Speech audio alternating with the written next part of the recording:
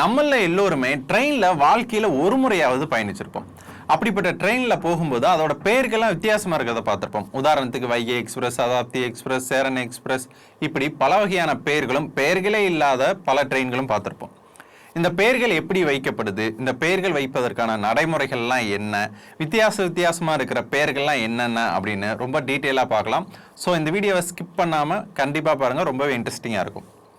விவசாயத்தை பொறுத்த வரைக்கும் ஏழைகளோட நண்பன் மண்புழு அப்படின்னா, பயணத்தை பொறுத்த வரைக்கும் அது ட்ரெயின் தாங்க. அப்படிப்பட்ட ட்ரெயினில் இந்த பேர் வைக்கிறது பல கேட்டகரிஸாக வச்சுருக்காங்க. அதாவது ஆறுகள், ஊர்கள், கோவில்கள், மலைகள், காரணத்தோட வைக்கப்படுகிற பெயர்கள், அதாவது ஸ்பெஷலாக அதுக்கு ஒரு ரீசன் இருக்கும். அதுக்கடுத்து காரணமே இல்லாத பெயர்கள், இப்படி தான் அதை கேட்டகரைஸ் பண்ண போகிறோம். இப்போ இதில் நம்ம ஃபஸ்ட்டு பார்க்க போகிறது ஆறுகள். ஆறுகள்னோடனே நம்மளுக்கு ஃபஸ்ட்டு ஞாபகம் வரக்கூடியது வைகை எக்ஸ்பிரஸ் தான். அதுக்கடுத்து கோதாவரி, கிருஷ்ணா, நாகாவளி, இப்படி பல பேர்கள் இருக்குது. இப்போ அது பொதிகை மலையிலையும் வரும், ஆறுலேயும் வரும். சரிங்களா? இப்போ இந்த ஆறை வச்சு எப்படி பேர் வைக்கிறாங்க? அந்த ஆறுகள் தொடங்கக்கூடிய இடங்களாக இருக்கலாம், இல்லைனா அந்த ஆறுகள் பயணிக்கக்கூடிய ஒட்டுமொத்த இடங்களாகவும் இருக்கலாம். இப்போ வைகை எக்ஸ்பிரஸ்னால் மதுரையில் அது ஜாயின் ஆகுது, மதுரையில் அது முக்கியமான ஒருன்றதுனால வைக்கப்பட்டிருக்கு. அதே மாதிரி இப்போ கோதாவரி எக்ஸ்பிரஸ் அப்படின்னா அந்த கோதாவரி நதி பாயக்கூடிய ஒட்டுமொத்த இடங்கள், அதாவது கிழக்கு கோதாவரி, மேற்கு கோதாவரி, இப்படி இருக்கக்கூடிய அந்த ஒட்டுமொத்தமாக அது பயணிக்கக்கூடிய எல்லா இடங்களுக்குமே அந்த ட்ரெயின் போகுது. அப்படின்றதுனால கோதாவரி எக்ஸ்பிரஸ்ன்னு பேர் வச்சுருக்காங்க. அடுத்ததான் நம்ம பார்க்க போகிறது ஊர்களை மையப்படுத்தி இருக்கக்கூடிய ட்ரெயின்கள். உதாரணத்துக்கு Mumbai express, Chennai express, Rameswaram express, Kanniyakumari express, அப்படின்னு இந்த எக்ஸ்பிரஸ் பட்டியல் நீண்டுக்கிட்டே இருக்குங்க. இது எப்படின்னா அந்த ஊரை நோக்கி போகக்கூடிய அல்லது அந்த ஊர்லேயே தொடங்கக்கூடியதாக இருக்கும். இப்போ மும்பை எக்ஸ்பிரஸ்னால் மும்பையிலேருந்து வரக்கூடியது, இப்போ சென்னை எக்ஸ்பிரஸ்னால் சென்னைக்கு போகக்கூடியது, அல்ல சென்னையிலேருந்து வேறு இடத்துலேருந்து சென்னைக்கு வரக்கூடியது. இப்படி ரெண்டு விதமாகவும் அதை நம்ம கணக்கில் வச்சுக்கலாம். அடுத்தது மக்களையும் அரசர்களையும் சார்ந்த அந்த மாதிரி வைக்கப்பட்ட பெயர்கள். இது சேரன் எக்ஸ்பிரஸ் இருக்கும். அதே மாதிரி உழவன் எக்ஸ்பிரஸ், நம்மளுடைய தமிழ்நாட்டோட நெற்களஞ்சி என்னது, தஞ்சாவூர். அந்த தஞ்சாவூருக்கு சென்னையிலேருந்து வரக்கூடிய ட்ரெயின் பேர் தான் உழவன் எக்ஸ்பிரஸ்.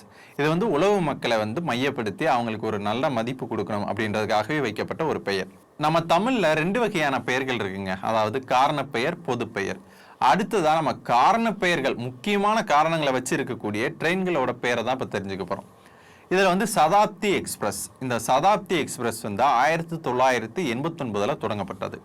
இது எதற்காக இந்த பெயர் அப்படின்னா, ஜவஹர்லால் நேரு பிறந்து ஒரு நூற்றாண்டு காலம் ஆயிடுச்சு அப்படின்றத நினைவுபடுத்தும் விதமாக சதாப்தி எக்ஸ்பிரஸ்ன்னு வச்சாங்க. சதாப்தம் அப்படின்னு நம்ம கேள்விப்பட்டிருப்போம் இல்லைங்களா, சகாப்தம்.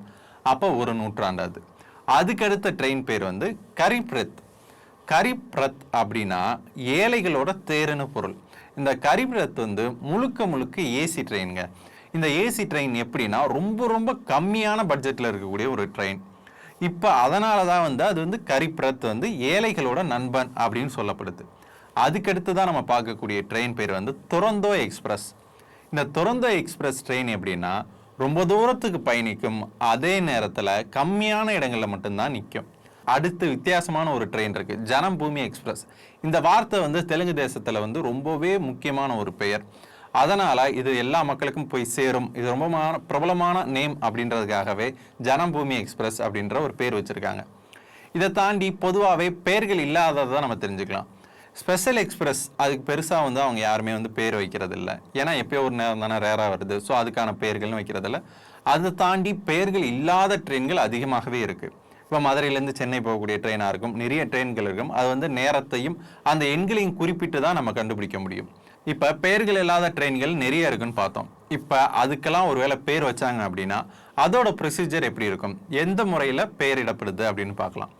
ஃபஸ்ட்டு ப்ரியாரிட்டி மக்களுக்கு தான் கொடுப்பாங்க. மக்கள் அவங்களோட ஆலோசனைகளை சொல்லலாம். அவங்க இருக்கக்கூடிய, அவங்க நியர்பையில் இருக்கக்கூடிய அந்த ரயில்வே ஜங்ஷன்லேயோ இல்லை அவங்களோட ரயில்வே மண்டலங்கள்லையோ அவங்க என்ன பேர் வைக்கலாம் அப்படின்னு சொல்லிட்டு ஒரு மனு கொடுக்கலாம். அந்த மனுலாம் பரிசீலிக்கப்பட்டு அது மேலிடத்துக்கு அனுப்பப்படும். அங்கேயும் எது முக்கியமாக செலக்ட் ஆகப்படுதோ அது அடுத்த கட்டத்துக்கு போகும். இதில் அரசியல்வாதிகளும் கூட தங்களோட பங்களிக்கலாம். அதாவது எப்படின்னா, அரசியல்வாதிகளும் ஒரு சில பெயர்களை பரிந்துரைக்கலாம், அதுக்கும் முக்கியத்துவம் கொடுக்கப்படும். இப்போ நான் அந்த சொன்னேன்ல சதாப்தி எக்ஸ்பிரஸ்ன்னு சொல்லிட்டு, அது லாலு பிரசாத் யாதவ் பரிந்துரை பண்ணியிருக்காரு. அதுக்கடுத்து ஜனம்பூமி எக்ஸ்பிரஸ், அது நம்மளுடைய சந்திரபாபு நாயுடு இருக்கார் இல்லைங்களா, அவர் ரெக்கமெண்ட் பண்ணியிருக்காரு. ஸோ இது மாதிரியும் பெயர்கள் வைக்கப்படும். அதுக்கடுத்து ஒருவேளை பேர் வச்சுட்டாங்க, அப்போ அதோட அடுத்த ப்ரொசீஜர் என்ன அப்படின்னா, நாளிதழ்கள், தொலைக்காட்சி, இதெல்லாம் அனௌன்ஸ்மெண்ட் பண்ணுவாங்க. இந்த ட்ரெயின் இந்த பெயரில் இனிமேல் அழைக்கப்பட போகுது அப்படின்னு சொல்லிட்டு. ஏன்னா அப்போ தான் மக்களுக்கு போய் சேரும். சரி, இந்த மாதிரி பேர் வைக்கிறது நல்லதா இல்ல எண்கள் முறையிலே இருக்கிறது நல்லதா அப்படின்னு யோசிச்சிங்க அப்படின்னா பெயர்கள் வைக்கிறதாங்க ரொம்பவே நல்லது. உதாரணத்துக்கு ஒரு கிளாஸ் இருக்கு. அந்த கிளாஸ்ல ஒரு 50 ஸ்டூடெண்ட்ஸ் இருக்காங்க அப்படின்னா ஒவ்வொருத்தருடைய பெயரை தெரிஞ்சுக்கிட்டோம் அப்படின்னா நம்ம உடனே கூப்பிட முடியுமா? இல்ல ஒவ்வொருத்தருடைய ரோல் நம்பரை வச்சு நம்ம அடையாளம் காண முடியுமா? சிம்பிள்ங்க. பேர் இருந்தால் தான் நம்ம ஈஸியா அடையாளம் கண்டுபிடிக்கிறதா இருக்கட்டும், நம்ம சொல்றதுக்கும் வசதியா இருக்கும்.